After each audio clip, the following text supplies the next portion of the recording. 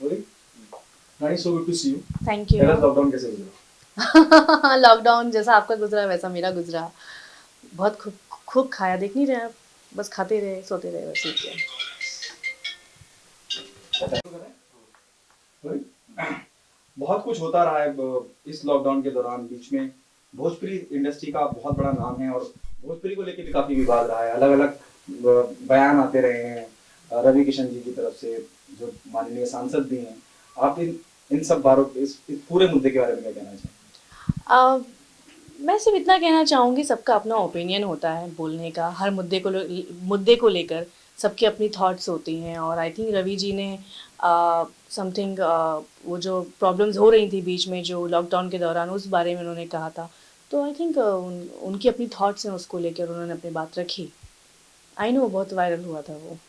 क्या आपका क्या नजरिया है? वो उन्होंने कहा कि बहुत सी बातें जो हिंदी फिल्म इंडस्ट्री को नागवार गुजरी उनकी तरफ से, जया जी ने भी रिएक्ट किया, बहुत लोगों ने रिएक्ट किया। मुझे ऐसा लगता है, जस्ट चूंकि मैंने इस पर अपना कोई स्टेटमेंट नहीं दिया, बट चूंकि बात अभी पुरानी है तो मैं अपना स्टेटमेंट खोल के रख सकती हूँ। मुझे लगता है कि सिर्फ बॉलीवुड ही नहीं, बॉलीवुड को इतना रिएक्ट नहीं करना चाहिए था। उन्होंने अ, अ, नई जनरेशन के हित में ही उन्होंने बात रखी थी कि ये चीज़ें अगर कम हो जाएंगी तो जो नया जनरेशन है, नया जनरेशन वही करता है जो हम पिछले लोगों को देखते हैं कि उनको ही फॉलो अप करता है।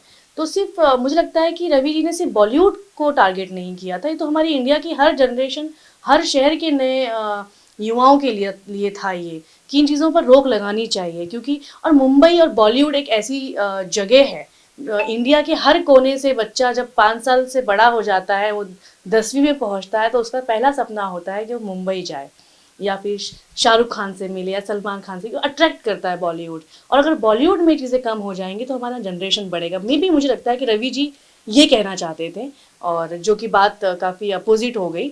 तो बॉलीवुड अट्रैक्ट करता है हर जनरेशन को। सो अगर वहाँ पे ऐसी चीज़ें नहीं होंगी तो आई थिंक बहुत सारे लोग बच जाएंगे इन चीज़ों से। आपका खुद का व्यक्तिगत नजरिया ये है कि बहुत से लोग बच जाएंगे, लेकिन उसके बाद जिस तरह का दोनों तरफ की इंडस्ट्री में, भोजपुरी इंडस्ट्री और हिंदी फिल्म इंडस्ट्री, जिस तरह के विवाद आपस में हुए, इधर से बयानबाजी हुई, जया जी ने कुछ कहा और लोगों ने ट्वीट किया, उस बारे में आप क्या कहना चाहेंगे? देखिए, बयानबाजी तो आजकल हर मुद्दे पे हो जाती है, छोटे से छोटे मुद्दे को लेकर लोग अपने चूंकि आजकल फ़ोन में ट्विटर और सब कुछ है, तो लोग अपने अपनी अपनी राय रखते हैं और लोग उनकी राय पढ़ते हैं। मैं जया जी ने जो बात कही, जिस थाली में खाते हैं उसी में छेद करते हैं। अगर जैसे हम एक परिवार हैं, घर में सब लोग एक जैसे नहीं होते हैं, अगर कोई गलत जा रहा है तो उसको रोकना का मतलब ये नहीं होता है कि आप जिस थाली में खाते हैं उस थाली में छेद करते हैं। तो मुझे लगता है कि बेमतलब की ये बातें बहुत ज़्यादा बढ़ गई। रवि किशन जी का वो इंटेंशन नहीं था, रवि जी किशन का सिर्फ इंटेंशन ये था कि इन चीज़ों पर थोड़ी रोक लगाई जाए, ध्यान दिया जाए कि जनरेशन कहाँ जा रही है, क्या कर रही है, इन चीज़ों पर रोक लगाई जाए।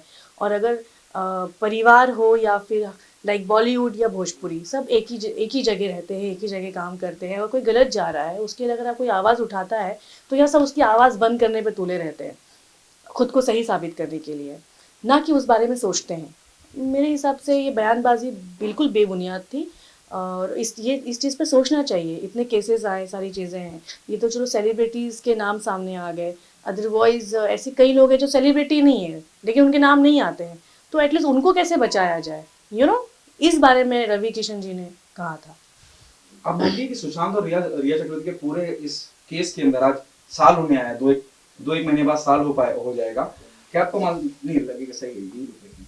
क्या आपको नहीं लगता कि कहीं रिया चक्रवर्ती को बलि का बकरा बनाया गया, जितना उनको खींचा गया नहीं, किसी भी आई माध्यम आई से? Have no idea. मैं चूंकि मैं उन लोगों की ज़िंदगी से जुड़ी नहीं, मैं भी उतना ही जानती हूँ जितना सोशल मीडिया पे आया, या जितना आप लोग जानते हैं मैं भी उतना ही जानती हूँ। लॉकडाउन के दौरान नो डाउट सुशांत सिंह का जाना पब्लिक से लेके हर किसी को ही, मतलब मैं खुद बहुत रोई थी कि ये क्यों हुआ। एक सक्सेसफुल लोग जब इस तरह का काम करते हैं तो जो सक्सेस नहीं है वो क्या करेंगे, तो इसलिए बहुत ही धक्का लगा। और क्या होता है जब आप किसी की लाइफ में ऐसा होता है तो उनसे जुड़े हुए लोगों पर ही पहले उंगली पॉइंट उठती है। जाता है, उंगली उठती है। तो इसीलिए वो फंस गई, अदरवाइज। और आई डोंट नो क्या रिजल्ट है, रिजल्ट तो आई थिंक सीबीआई वगैरह जांच कर रही है, रिजल्ट आएगा जब आएगा। लेकिन मुझे नहीं लगता कि ज़बरदस्ती हुआ, आज सब उसकी ज़िंदगी से जुड़े हुए सभी लोगों के साथ हुआ, और जो सबसे ज़्यादा करीब होता है उस पर ज़्यादा उंगलियां उठती हैं, सो इट्स वेरी कॉमन।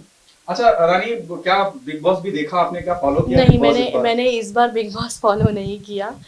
मैंने बिल्कुल फॉलो नहीं किया इस बार बिग बॉस। क्या वजह रही?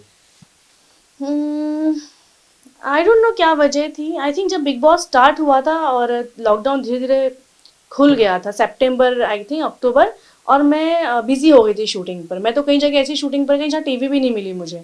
सो जब बिग बॉस ऐसी चीज़ है कि अगर आपने स्टार्ट से फॉलो नहीं किया है तो बीच से फॉलो करने का कोई मतलब नहीं, क्योंकि आपको कैरेक्टर समझ में नहीं आते हैं। सो मैंने इस वजह से फॉलो नहीं किया फिर आगे। अब जो विनर हुए अभी भी बड़ा कंफ्यूजन रहा है, दो लोग विनर रहे हैं। दो लोगों के नाम थे, राहुल वैद्या और रुबीना। रुबीना, या तो अभी भी वो लास्ट टाइम जिस तरह से सिद्धार्थ शुक्ला और असीम को लेके कंफ्यूजन था लोगों में, अभी भी वो कंफ्यूजन मुझे तो लगा था राखी जीत जाएगी। वही थॉट सो। क्योंकि राखी सावंत फर्स्ट सीजन में गई थी और फर्स्ट सीजन मैंने पूरा फॉलो किया था। राखी फर्स्ट सीजन में मोस्टली 3 से 4 वीक ही रह पाई थी, अदरवाइज तो बाद में एज अ गेस्ट गई थी घर में। लेकिन उस वक्त राखी सावंत का राखी की जो शख्सियत आई थी सामने वो बिल्कुल अलग थी। और जब अभी राखी आई तो मेच्योरिटी लेवल काफ़ी बढ़ गया राखी सावंत का, और वो उसके इमोशंस, उसकी कॉमेडी सब दिखने लगी, और पब्लिक में भी उसका जो एक इमेज था वो काफ़ी बदलाव आया उसमें। सो मुझे तो था कि क्योंकि जो बाद में गए थे जितने, वो सब एक एक करके आउट हुए हैं, लेकिन राखी नहीं हुई, तो मुझे लगा ना राखी कोई ना मिल जाए, क्योंकि रूबीना और राहुल तो मुझे लड़ते ही नजर आते थे हमेशा। तो आप मानती हैं इन तीनों में आप राखी को विनर देखना चाहती हैं? मैं देखना चाहती थी, पर मुझे लगा था कि राखी जीत जाएगी। क्या जस्टिफिकेशन है रुबीना का जीतना? आई डोंट नो, उसने स्टार्ट टू एंड खेला है, और आई थिंक मेरे बहुत सारे दोस्त बिग बॉस में गए हैं, और मैं जब सुनती हूँ कि वहाँ रहना इतना इजी नहीं है, सो अगर उसने, और आई थिंक ये बिग बॉस तो काफ़ी लंबा चला है, अब तक की हिस्ट्री का सबसे लंबा टाइम वाला बिग बॉस, और वो उसने कर लिया तो डेफिनेटली वो विनर है भाई, वो ऐसे ही विनर है। आप जाना चाहेंगे? बिल्कुल, बिग बॉस ऐसी जगह है, जाना चाहूँगी, लेकिन जैसे जैसे बिग बॉस आते जा रहा है और मैं देखती जा रही हूँ, तो मैं थोड़ी सी वो हो गई हूँ कि जैसे अक्सर बिग बॉस देखती सोचती कि अच्छा मैं नहीं गई इस बार, अच्छा मैंने गई इस बार, तो ये अक्सर होता रहता है, बट देखते हैं, लेट्स किस बात की झिझक है अगर बिग बॉस में जाने के लिए? क्या क्या ऐसा है जो पब्लिक प्लेटफॉर्म पे आ जाएगा? गुस्सा? नहीं, आई डोंट नो कौन सा अपना ही रूप वहाँ पे देखने को मिल जाए जो हम रियल लाइफ में नहीं देखते हैं। रियल लाइफ में मैं कभी एक रोटी के लिए लड़ाई नहीं करती। मैं रियल लाइफ में मतलब इन चीज़ों पर मैं, ये मुद्दे नहीं होते मेरी लाइफ में, जो मुद्दों पर वहाँ लड़ा जाता है वो मुद्दे नहीं होते हमारी रियल लाइफ में। तो हो सकता है कभी मैं जैसे मनोज तिवारी जी का सिर्फ अंडा एपिसोड सबको याद है, तो ऐसा थोड़ी रियल लाइफ में वो अंडे के लिए कभी लड़े होंगे। तो आपका क्या क्या आ जाए वो कुछ पता नहीं है, तो बस इसी चीज से एक थोड़ी सी झिझक है। ये बहुत, एक तो बहुत लंबा चला, दूसरा टीआरपी को लेके बहुत परेशान रहा चैनल और उतने लोगों को घुसेड़ना पड़ा। उस पे क्या कहना चाहेंगे? मैं क्या कहूँ इस पे, टीवी का तो होता ही है कि एक दिन बहुत हाई रहता है तो एक दिन बहुत टीआरपी कम हो जाती है, तो ये तो टीआरपी का गेम है, ये पब्लिक का मूड है, पब्लिक को कब क्या पसंद आ रहा है। तो आई डोंट नो, और बिग बॉस हमेशा से मुझे लगता है टीआरपी हो ना हो लेकिन चर्चित शो तो हमेशा से रहा है और हमेशा से रहेगा, उस पर बहुत ज़्यादा फर्क नहीं पड़ता। What happening on professional front? It's good, क्या क्या हो रहा है काम अच्छा के हो रहा लिहाज है, से? सब कुछ अच्छा हो रहा है।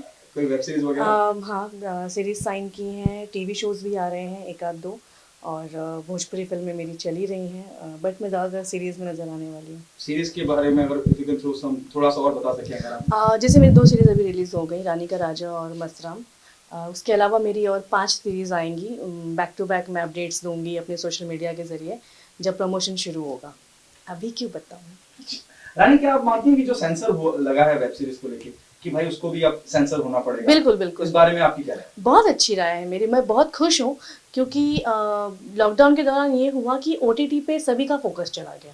ओटीटी मैं तो कहूँगी कि यूट्यूब पे भी लगा दे तो बहुत अच्छा हो जाएगा सेंसर, क्योंकि बहुत रिक्वायर्ड है, क्योंकि आज की डेट में सबके पास फ़ोन है और सब लोग हॉल में जाते नहीं है, हॉल कब खुलेंगे पता नहीं, तब तक तो ओटीटी है, बट ओटीटी का मार्केट अभी ऐसा पब्लिक के दिमाग में आ गया है कि पब्लिक रात के 2 बजे भी ओटीटी पे जाके कोई शो देख सकती है, तो इस बहुत ज़रूरी है बहुत, और बच्चों के हाथ में आज फ़ोन है, तो चूँकि आने वाला जनरेशन हमारा बहुत यहाँ से बहुत अच्छा हो, इसलिए सेंसर की बहुत ज़रूरत है। Thank you so much Rani. Put the AC on जब तक रानी को कट ले ली।